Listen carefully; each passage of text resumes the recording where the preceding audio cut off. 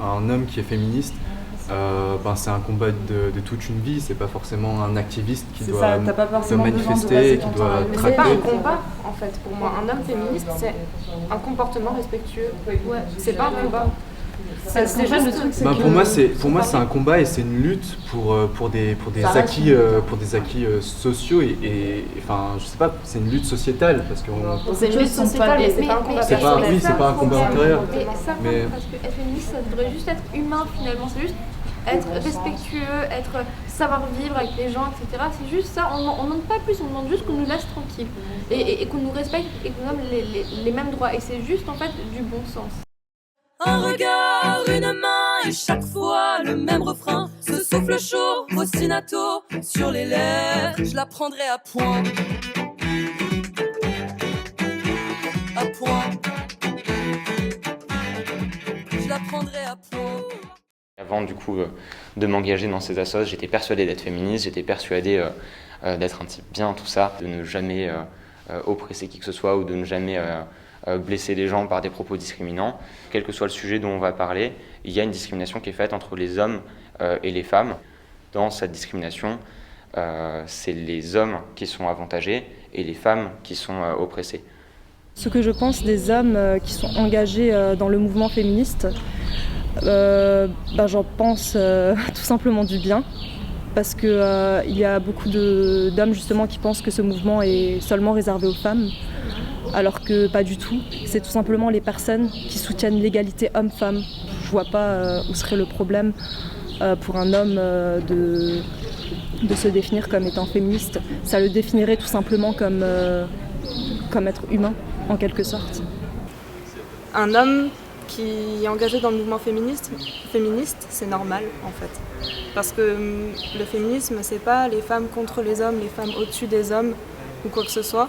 C'est les femmes avec les hommes. Je trouve ça incroyable cette manie de toujours se cacher derrière l'humour, toujours dire oh, mais c'est une blague, toujours quand tu vois qu'il y a un souci, tu te déculpabilises, tu dis non, c'est pas moi, c'est juste une blague. Ouais, c'est ça, mais tu véhicules quand même des stéréotypes en fait. Ouais, Ça, finalement, l'effet que t'as sur les gens ou la société autour de toi, c'est. Enfin, je veux dire, ils disent ça, sauf qu'il y a plein de trucs, quand je regarde les gens réagir à certaines blagues d'humoristes, et ils vont dire que c'est une blague, mais à la fin du truc, ils vont dire ah, c'est tellement vrai ça. Effectivement, l'égalité, elle ne se fait pas toute seule. Et, si on parle d'inégalité entre deux groupes, nécessairement, il y a un moment où les hommes sont concernés aussi. Mais pour autant, il ne s'agit pas non plus que ce soit les hommes qui viennent expliquer aux femmes comment est-ce qu'on va parvenir à avoir une égalité effective, quelle forme cette égalité doit prendre, etc., ou quelle forme les luttes féministes doivent prendre. Il y a des tas de mouvements féministes en fait, qui sont non mixtes et qui excluent totalement les hommes. Et ils mènent des luttes qui sont, des fois d'ailleurs les mêmes, mais en tout cas des luttes qui sont aussi importantes, qui prennent d'autres formes, qui ne sont pas moins efficaces, même des fois ça peut l'être beaucoup plus. J'ai préparé quelques sujets sur des petites feuilles. Vous êtes féministe, c'est une organisation d'éducation populaire qui vise justement à discuter avec les gens, à échanger avec eux, à les sensibiliser en fait à ces questions. Et donc ça va aussi passer cette mission d'information et de sensibilisation par les cafés féministes, du coup, les réunions mensuelles qui sont organisées par Oser le féminisme.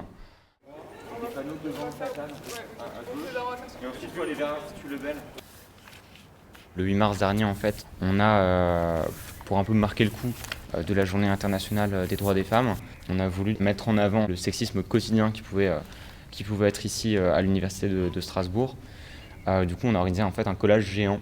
Le but, c'était vraiment de recouvrir absolument tous les espaces d'expression qu'il pouvait y avoir sur le campus. En gros, en placardant partout des citations d'enseignants ou d'enseignantes pour la plupart, entendues par des étudiants ou des étudiantes dans l'enceinte de l'université de Strasbourg et qui du coup avaient été recueillies par le blog, le Tumblr Paye ta fac pour dénoncer un petit peu les violences sexistes quotidiennes qui pouvaient être présentes sur les campus et faire remonter, faire comprendre aussi aux gens que c'était pas juste une petite phrase qu'ils avaient entendue à un moment ou à un autre, mais que c'était quelque chose de beaucoup plus prégnant et de quotidien, quoi.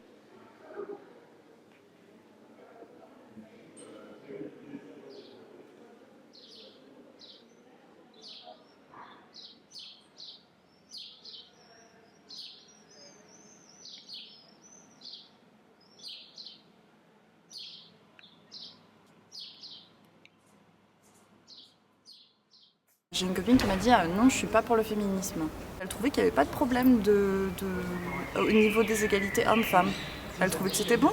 Après tout, c'est ce qu'on nous a enseigné. On nous a enseigné qu'on était tous égaux.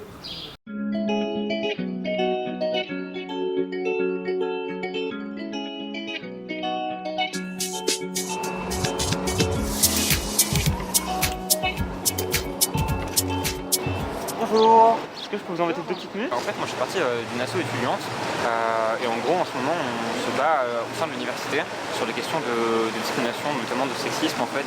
Actuellement, il n'y a aucune mesure par exemple qui peut être prise à l'encontre d'un enseignant parce que c'est impossible pour un étudiant de prouver qu'un enseignant a tenu des remarques sexistes. Et donc l'idée voilà, c'est de sensibiliser un petit peu les gens, ça repose certaines bases en gros, ça redéfinit ce que c'est que du harcèlement, ça donne en gros aux victimes ou aux témoins des clés pour se défendre. Super. Vous voulez aussi? Merci beaucoup. Voilà. Ok, super, merci beaucoup. Je pense que les gens les plus réacs, de fait, qu'on va croiser quand on va faire des actions de sensibilisation, c'est des hommes. Parce que c'est des gens qui ne se rendent absolument pas compte des privilèges qu'ils peuvent avoir du coup en tant qu'hommes. Ils ne se rendent pas compte des oppressions qui peuvent être subies de façon systémique par les femmes. Des fois, avoir une discussion que ce soit un homme qui leur dise attention, là tu es sexiste, ce comportement il est oppressant, etc. Ou tu te rends pas compte, mais c'est toute la société qui est organisée en fait de façon à avantager les hommes et à discriminer les femmes. Et c'est vraiment c'est con, c'est dommage, hein, mais ça peut des fois être beaucoup plus efficace du coup que quand c'est une femme qui vient de dire. C'est un mot, il y a femme dedans et ça ne peut pas représenter tout le monde. Par contre, on va avoir le mot homme avec un grand H, ça représente l'humanité, ça ne pose pas de problème. Ouais, je me considère comme féministe, mais je pense que c'est aussi du coup aux femmes engagées dans le féminisme de définir la place que doit prendre l'homme dans le mouvement ou dans les mouvements féministes. Bien sûr, il faut inclure les garçons dans le débat. Parce que pour eux aussi, le féminisme, ça leur apporte des choses. Et je sais pas combien de viols il faudra encore, je sais pas combien de femmes battues et qui meurent sous les coups de leur mari il faudra encore pour que les gens et que les hommes, plus particulièrement parce que c'est ceux qui sont au pouvoir aujourd'hui, se rendent compte que ça existe et que c'est pas une question d'origine, que c'est pas une question d'ethnie, que c'est pas une question de religion, c'est une question d'éducation. L'égalité, elle se fait à tous les niveaux, sur tous les plans, pas juste sur la question sociale, pas juste sur la question culturelle. Si on se bat pour plus d'égalité entre les individus, de fait, on a tout à gagner à ce que on réussisse à faire tomber en fait la barrière des discriminations qui peuvent être subies par les femmes.